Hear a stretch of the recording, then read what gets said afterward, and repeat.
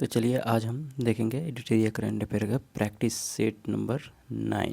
अभी तक आप 8 नहीं देखे हैं तो चैनल पे प्ले लिस्ट बना हुआ है, वहाँ जा कर के ज़रूर देखें आप। ये आपके आने वाले अपकमिंग एग्ज़ाम के लिए बहुत ही इम्पोर्टेंट है, चाहे बिहार दरोगा हो, बिहार एसएससी सीजीएल 4 हो या बीपीएससी एईडी हो या कोई भी बिहार पुलिस कांस्टेबल कोई भी एग्ज़ाम हो, तो आप उसमें इस करंट अफेयर के एडिटोरियल के इम्पोर्टेंस को समझ सकते हैं, कितना इम्पोर्टेंट रहता है। तो उसी को आज हम देखेंगे।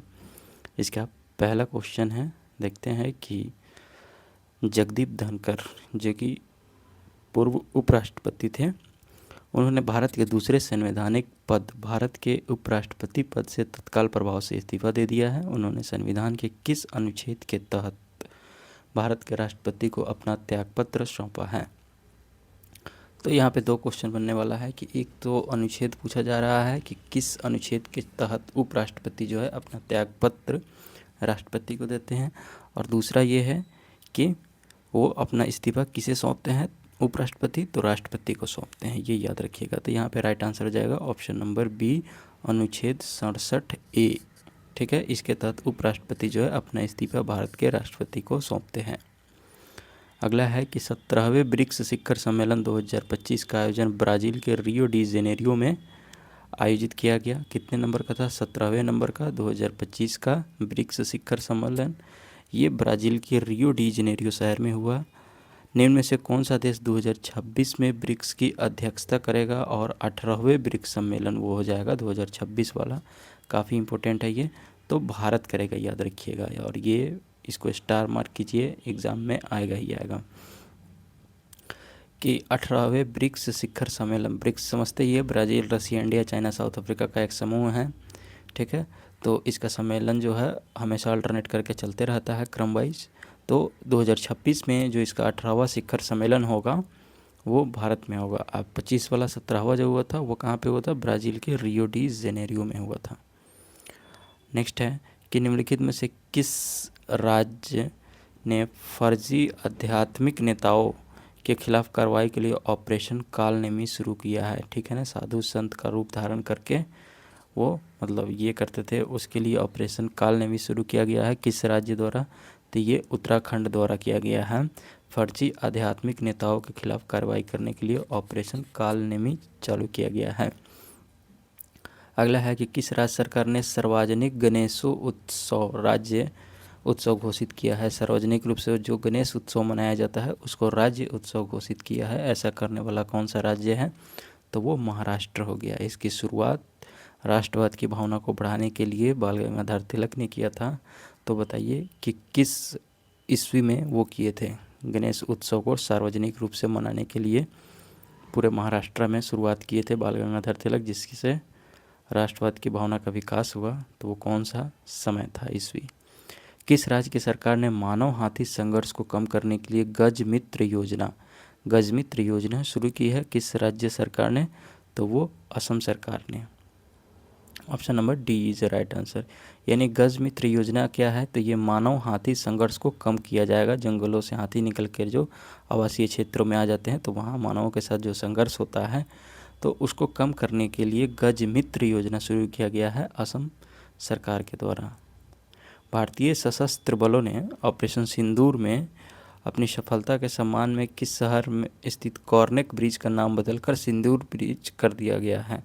तो वो कौन से शहर में है जिसका नाम कॉर्नेज ब्रिज, किस शहर में है जिसका नाम बदल करके सिंदूर ब्रिज कर दिया गया है, ये बताना है। तो वो मुंबई शहर में स्थित है, याद रखिएगा। मुंबई शहर का कॉर्नेक ब्रिज का नाम बदल करके सिंदूर ब्रिज कर दिया गया है। और ये किस लिए किया गया है? तो ऑपरेशन सिंदूर में भारतीय सशस्त्र बलों की सफलता के सम्मान में ऐसा किया गया है। अगला है कि पेरिस में विश्व धरोहर समिति के 47वें सत्र, कितने नंबर के? 47वें सत्र में लिए गए एक उल्लेखनीय निर्णय के तहत 24-25 के लिए भारत के आधिकारिक नामांकन भारत के मराठा सैन्य परिदृश्य को यूनेस्को की विश्व धरोहर सूची में शामिल कर लिया गया। इस प्रकार यह मान्यता प्राप्त करने वाली भारत की संपत्ति बन गई है। कितने नंबर की बन गई है वो बताना है। तो याद रखिएगा 44वें नंबर की बनी है। कितने नंबर का बना है? भारत के मराठा सैन्य परिदृश्य 11 ठो है और 11 ठो शामिल किया गया और एक ठो तमिलनाडु का है, वो एक साथ किया गया था इस सम्मेलन में। तो ये कितने नंबर का बन गया है? 44वें नंबर का भारत की संपत्ति बन गया है, जो ये विश्व धरोहर में शामिल होने के लिए मान्यता प्राप्त हो गया है। अगला है कि शिक्षा मंत्रालय ने एक व्यापक शिक्षण मूल्यांकन समग्र विकास हेतु ज्ञान का प्रदर्शन मूल्यांकन समीक्षा एवं विश्लेषण परख, नाम क्या है, परख, PARAKH, परख राष्ट्रीय सर्वेक्षण 2024 जारी किया है। निम्न में से कौन सा राज्य कक्षा 3, 6, 9 में सर्वोच्च अंक प्राप्त करके भारत में सर्वश्रेष्ठ प्रदर्शन करने वाला राज्य बन गया है? तो उस राज्य के नाम बताना है, वो राज्य है पंजाब, ऑप्शन नंबर बी। अगला है कि टाइम पत्रिका ने अपनी पहली टाइम 100 क्रिएटर लिस्ट 2025 जारी की है, जिसमें दुनिया भर के सबसे प्रभावशाली डिजिटल कलाकारों को शामिल किया गया है। निम्न में से कौन इस सूची में शामिल होने वाली एकमात्र भारतीय बन गई है? ठीक है ना, तो ये काफ़ी फेमस नाम है, इनका नाम है प्राजक्ता कोली। ठीक है ना, नाम याद रखिएगा, प्राजक्ता कोली एक प्रभावशाली डिजिटल कलाकार है जो कि टाइम्स पत्रिका की पहली टाइम 100 क्रिएटर लिस्ट 2025 में शामिल होने वाली एकमात्र भारतीय बन गई है। और इन्हें डिजिटल दुनिया में किस नाम से जाना जाता है, वो आप लोग बताइए। हाल ही में प्राप्त जानकारी के अनुसार सेमिकॉन इंडिया 2025 सेमिकॉन इंडिया 2025 अगले सेमीकंडक्टर पावर हाउस का निर्माण सम्मेलन और प्रदर्शनी का चौथा संस्करण वैश्विक सेमीकंडक्टर उद्योग संघ और किसके द्वारा नई दिल्ली में संयुक्त रूप से आयोजित किया गया है? तो वो बताना है। तो ये इंडिया सेमीकंडक्टर मिशन के तहत किया गया है, जिसमें सेमिकॉन इंडिया 2025 अगले सेमीकंडक्टर पावर हाउस का निर्माण सम्मेलन और प्रदर्शनी का चौथा संस्करण सेमीकंडक्टर उद्योग संघ और इंडिया सेमीकंडक्टर मिशन द्वारा मिलकर के संयुक्त रूप से नई दिल्ली में आयोजित किया गया था। अगला है कि 18वीं भारत वन स्थिति रिपोर्ट 2023 के बारे में असत्य कथन की पहचान करना है। चलिए देखते हैं। पहला है कि क्षेत्रफल के अनुसार सर्वाधिक वनावरण वाले राज्य का क्रम है। सबसे पहले है मध्य प्रदेश, ठीक है, उसके बाद है अरुणाचल प्रदेश, उसके बाद है छत्तीसगढ़। तो ये बिल्कुल सही है। वनावरण के मामले में सबसे प्रथम स्थान पे मध्य प्रदेश है, दूसरे पे अरुणाचल प्रदेश है, तीसरा पे छत्तीसगढ़ है। दूसरा है कि सर्वाधिक वनावरण में वृद्धि वाले राज्य मिजोरम है, तो सबसे ज़्यादा वृद्धि वहीं पे हुआ है, कहाँ पे, मिजोरम में। दूसरा है कि सर्वाधिक वन आवरण प्रतिशत वाला राज्य मिजोरम है, बिल्कुल सही। मिजोरम जो है वन आवरण के मामले में प्रतिशत के अकॉर्डिंग पूछे तो सबसे प्रथम, और वृद्धि करने के मामले में पूछे सबसे ज़्यादा वृद्धि मिजोरम में ही हुआ है। और सबसे ज़्यादा लॉस कहाँ हुआ है? जहाँ सबसे ज़्यादा है मध्य प्रदेश में, तो सबसे ज़्यादा ह्रास कमी वहीं पे हुआ है। चौथा है सर्वाधिक मैनग्रोव वन वाले राज्य या केंद्र शासित प्रदेश अंडमान निकोबार द्वीप समूह है, तो ये गलत हो जाएगा, अंडमान नहीं है, लक्षद्वीप होगा। यानी यहाँ गलत पूछ रहा है, option number C is right answer. अगला है कि Baloch liberation army BLA Baloch liberation army के नेतृत्व में बलूच अलगाववादी समूहों ने एक ऑपरेशन शुरू किया है, जिसमें मात्र 24 घंटे में पूरे प्रांत में 50 से ज़्यादा हमले किए गए। इस ऑपरेशन का नाम क्या था, कहाँ पे? तो वो बलूच लिबरेशन आर्मी द्वारा किया गया। वो ऑपरेशन कौन सा है? तो ये ऑपरेशन है ऑपरेशन BAM, ऑपरेशन BAAM, याद रखिएगा, ऑपरेशन BAM, जो बलूच लिबरेशन आर्मी द्वारा शुरू किया गया था। नेक्स्ट है कि निम्नलिखित में से किस देश ने पहली बार पुरुष T20 विश्व कप के लिए क्वालिफाई किया है? किस देश ने पहली बार पुरुष T20 विश्व कप के लिए क्वालिफाई किया है? तो वो हो जाएगा इटली। इटली जो है वो पहली बार पुरुष T20 विश्व कप के लिए क्वालिफाई किया है। अगला है कि केंद्र सरकार ने टिकाऊ माल परिवहन को बढ़ावा देने के लिए पीएम ई ड्राइव पहल के तहत पहली इलेक्ट्रिक ट्रक यानी ई ट्रक प्रोत्साहन योजना शुरू की है। ई ट्रकों के लिए इस योजना में प्रति वाहन अधिकतम कितना प्रोत्साहन राशि निर्धारित किया गया है? तो ये प्रति वाहन जो है अधिकतम 9.6 लाख रुपए प्रोत्साहन राशि इसमें निर्धारित किया गया है। किसमें? तो ई ट्रक प्रोत्साहन योजना के तहत इलेक्ट्रिक ट्रक प्रोत्साहन योजना। और ये किस पहल का हिस्सा है? तो पीएम ई ड्राइव पहल का हिस्सा है।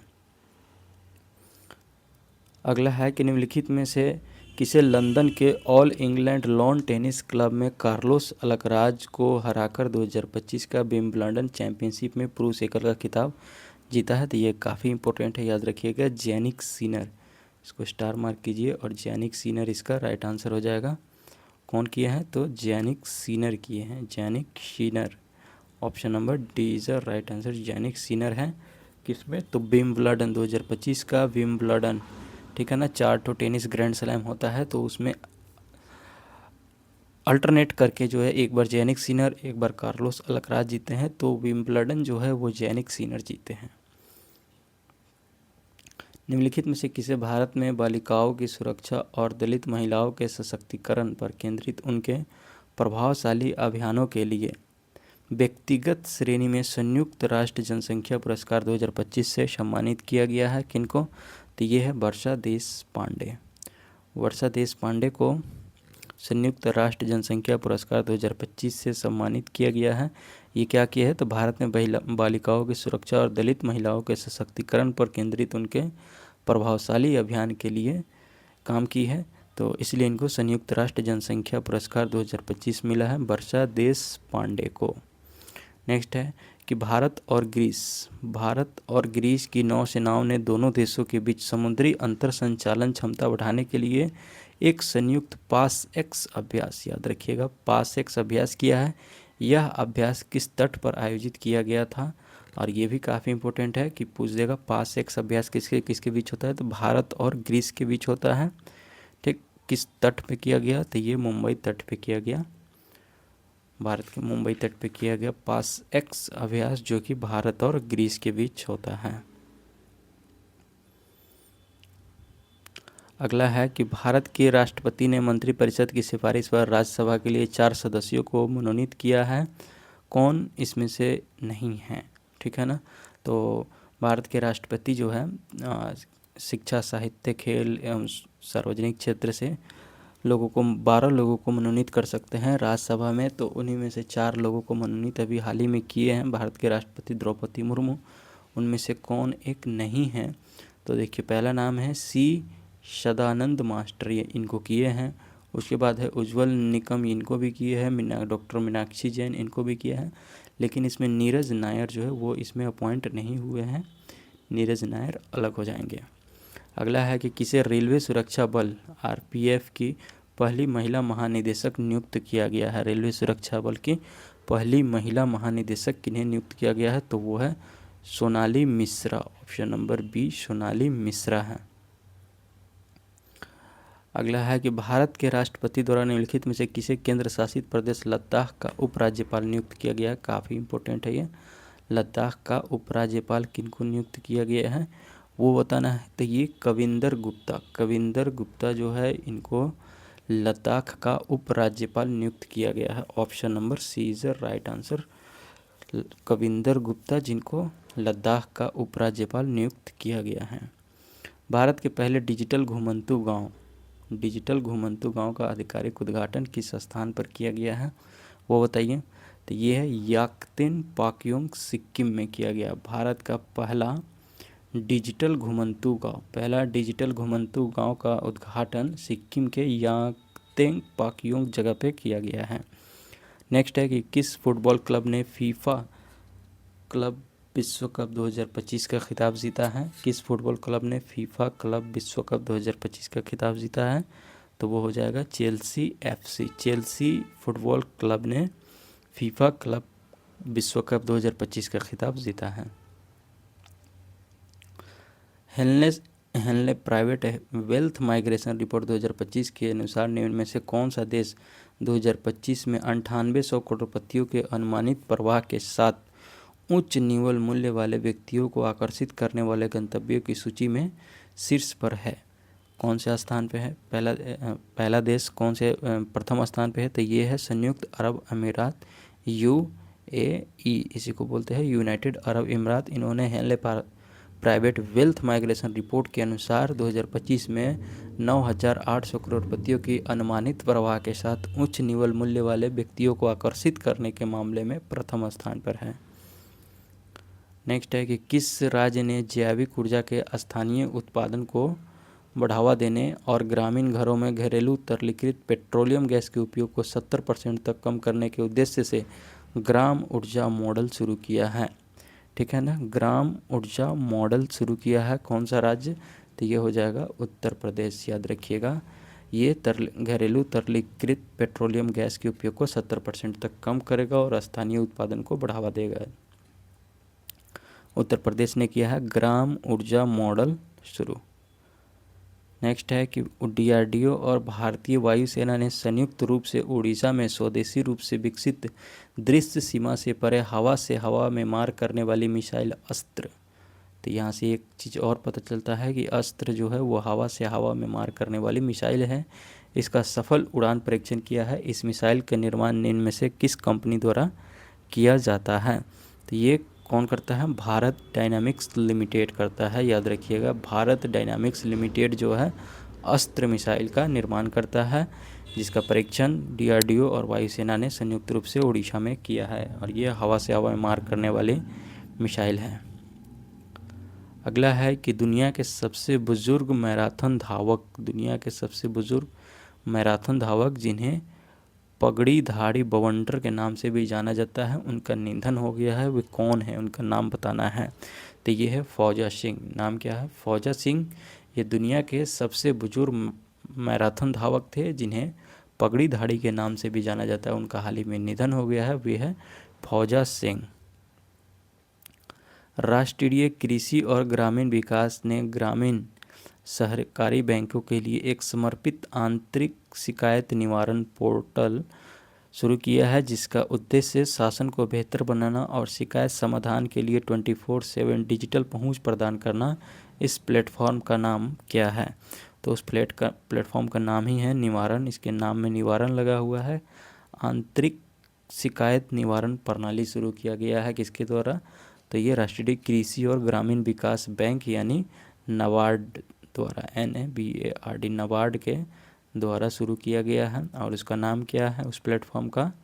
तो निवारण प्लेटफॉर्म। अगला है कि बिरला प्रौद्योगिकी एवं विज्ञान संस्था बिट्स पिलानी ने निम्न में से किस स्थान पर एक अत्याधुनिक सह कृत्रिम बुद्धिमत्ता प्लस AI प्लस परिसर स्थापित करने की योजना की घोषणा की है? तो ये अमरावती ने की है। ऐसा कहाँ पे? अमरावती में बिरला प्रौद्योगिकी एवं विज्ञान संस्था बिट्स पिलानी ने एक अत्याधुनिक सह कृत्रिम बुद्धिमत्ता प्लस यानी AI प्लस परिसर स्थापित करने की योजना की घोषणा की है। किसने? बिरला प्रौद्योगिकी एवं विज्ञान संस्था ने। कहाँ पे करेगा? तो ये आंध्र प्रदेश के अमरावती में करेगा। अगला है कि छात्रों की शिक्षा तक पहुंच को बढ़ावा देने के लिए एक बड़े कदम के रूप में उत्तर प्रदेश सरकार ने हाल ही में अपने स्कूलों से कम 5 किलोमीटर दूर पर रहने वाले छात्रों को कितना वार्षिक यात्रा भत्ता प्रदान करने की योजना की है?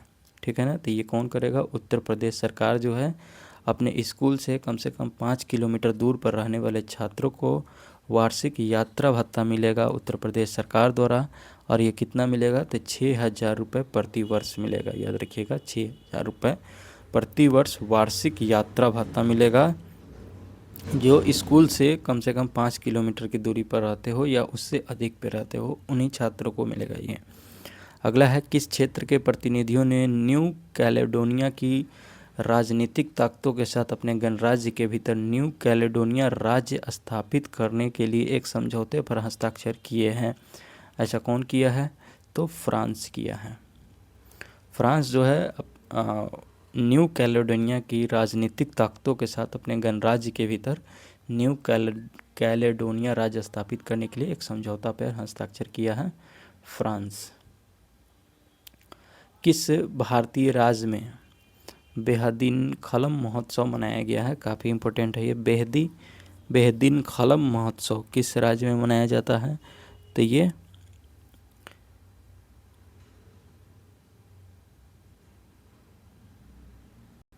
बेहदीनखलम महोत्सव जो है वो मेघालय में मनाया जाता है। बेहदीनखलम महोत्सव मेघालय में मनाया जाता है। अगला है केंद्रीय मंत्रिमंडल ने 2025-26 से शुरू होकर 6 वर्षों की अवधि के लिए प्रधानमंत्री धन धान्य कृषि योजना को मंजूरी दी है, जिसके अंतर्गत कितने जिले शामिल होंगे? इस योजना के अंतर्गत प्रधानमंत्री धन्य धान्य कृषि योजना के तहत जो है कितने ज़िले शामिल होंगे, तो इसमें 100 ज़िले शामिल होंगे। ये केंद्रीय मंत्रिमंडल ने इसको 2025-26 से शुरू किया है। अगले 6 वर्षों के लिए प्रधानमंत्री धन्य धान्य कृषि योजना, जिसके तहत 100 ज़िले शामिल होंगे। अगला है कि किस देश ने भू स्थिर संचार उपग्रह ड्रोर-1 का प्रक्षेपण किया है, जिसे उपग्रह संचार प्रणालियों में पूर्ण रणनीतिक स्वायत्तता सुनिश्चित करने के लिए डिजाइन किया गया है। ऐसा कौन किया है? इजराइल किया है। क्या किया है? तो इजराइल ने एक भू स्थिर संचार उपग्रह ड्रोर-1 का प्रक्षेपण किया है। यह उपग्रह संचार प्रणालियों में पूर्ण रणनीतिक स्वायत्तता सुनिश्चित करेगा। नेक्स्ट है, कौन सा राज्य पशुपालन और मुर्गी पालन को कृषि का दर्जा देने वाला भारत का पहला राज्य बन गया है? काफ़ी इम्पोर्टेंट है ये पशुपालन और मुर्गी पालन को कृषि का दर्जा देने वाला पहला राज्य हो गया है। कौन? तो ये महाराष्ट्र हो गया है। कृषि में पशुपालन और मुर्गी पालन को जोड़ दिया है। अगला है कि कौन सा राज्य विशेष रूप से आदिवासी समुदायों पर केंद्रित जीनोम अनुक्रमण पहल शुरू करने वाला पहला राज्य बन गया? जीनोम अनुक्रमण पहल शुरू करने वाला किस पर? आदिवासी समुदायों पर केंद्रित रहेगा ये, और ये पहला राज्य हो गया है। कौन? तो ये गुजरात हो गया है। ये आदिवासी समुदायों पर केंद्रित जीनोम अनुक्रमण पहल शुरू किया है। नेक्स्ट है, विश्व स्वास्थ्य संगठन ने किस देश को आधिकारिक तौर पर ट्रैकोमा मुक्त घोषित किया है? WHO ने किस देश को ट्रैकोमा मुक्त किया है? तो ट्रैकोमा जो है एक आँख से संबंधित बीमारी होता है, और उस बीमारी से मुक्त घोषित किया WHO ने सेनेगल को। सेनेगल ट्रैकोमा मुक्त हो चुका है। नेक्स्ट है, किस राज्य ने प्रोजेक्ट जीवन ज्योति 2.0 के शुभारंभ की घोषणा की है, जो राज्य से बाल भीख मांगने को ख़त्म करने और सड़कों पर रह रहे बच्चों के कल्याण के उद्देश्य से एक परिवर्तनकारी पहल है? तो ऐसा कौन किया है? पंजाब किया है। Option number B is a right answer. ये क्या किया है कि प्रोजेक्ट जीवन ज्योति 2.0 का शुभारंभ किया है पंजाब, जिसके तहत राज्य से बाल भीख मांगने को ख़त्म करने और सड़कों पर रह रहे बच्चों के कल्याण के उद्देश्य से एक परिवर्तनकारी पहल शुरू किया है पंजाब सरकार ने। अगला है कि जनजातीय कार्य मंत्रालय ने छत्तीसगढ़ राज्य में जनजातीय छात्रों को दी जाने वाली शिक्षा की गुणवत्ता में सुधार के लिए किस कंपनी के साथ साझेदारी की है? तो ये है कोल इंडिया लिमिटेड ने। ठीक है, याद रखिएगा, कोल इंडिया लिमिटेड ने छत्तीसगढ़ में जनजातीय कार्य मंत्रालय के साथ मिलकर के वहाँ जनजातीय छात्रों की शिक्षा में गुणवत्ता सुधार करने के लिए एक साझेदारी शुरू किया है कोल इंडिया लिमिटेड और जनजातीय कार्य मंत्रालय ने। भारतीय चिकित्सा अनुसंधान परिषद किस नामक एक नवीन काइमेरिक मलेरिया वैक्सीन विकसित कर रहा है? किस नाम से?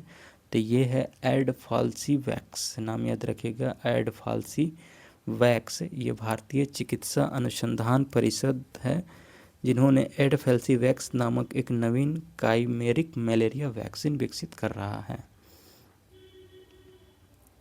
ऐतिहासिक रूप से पहली बार निम्न में से कौन सा राज्य पहला भारतीय राज्य बनने जा रहा है जिसकी सरकार सीधे कच्चे तेल का उत्पादन करेगी और उसे वित्तीय लाभ प्राप्त करेगी? तो ऐसा करने वाला कौन हो गया है? असम होने जा रहा है। असम जो है ऐतिहासिक रूप से पहली बार भारतीय राज्य बनने जा रहा है जिसकी सरकार यानी असम की राज्य सरकार सीधे कच्चे तेल का उत्पादन करेगी और उससे वित्तीय लाभ प्राप्त करेगी। असम का डिगबोई तेल खनन क्षेत्र है, याद ही होगा। भारतीय सेना ने पूर्वी लद्दाख क्षेत्र में आकाश हथियार प्रणाली के उन्नत संस्करण आकाश प्राइम का पहला प्रोडक्शन मॉडल फायरिंग ट्रायल सफलतापूर्वक किया है। इसको विकसित किया गया है किस कंपनी के द्वारा, वो बताना है। तो ये रक्षा अनुसंधान एवं विकास संगठन द्वारा किया गया है। इसी को हम लोग क्या बोलते हैं? DRDO बोलते हैं। इसके वर्तमान में भी अध्यक्ष कौन है? आप कमेंट करके ज़रूर बताइएगा। नेक्स्ट है कि अंतर्राष्ट्रीय क्रिकेट परिषद ने हाल ही में घोषणा की है कि 2027, 2029 और 2031 में विश्व टेस्ट चैंपियनशिप फाइनल के अगले 3 संस्करणों की मेज़बानी करेगा। कौन सा देश करेगा? तो ये इंग्लैंड करेगा। ये अंतर्राष्ट्रीय ICC ने घोषणा किया है कि विश्व टेस्ट चैंपियनशिप का फाइनल जो है अगला 3 संस्करण 2027 में, 2029 में और 2031 में, ये तीनों संस्करण इंग्लैंड में किया जाएगा इसका आयोजन। नेक्स्ट है मिशन और उसके लॉन्चिंग वर्ष। भारतीय अंतरिक्ष स्टेशन किस वर्ष तक बनकर तैयार हो जाएगा? तो ये 2028 से 35 तक का टारगेट रखा गया है। चंद्रयान 4 को लॉन्च करने का टारगेट रखा गया है 2028 में। उसके बाद काफ़ी इम्पोर्टेंट है गगनयान 3, जिसको 2027 में लॉन्च करने का टारगेट रखा गया है, और शुक्रयान 1 जिसको 2028 में लॉन्च करने का टारगेट रखा गया है।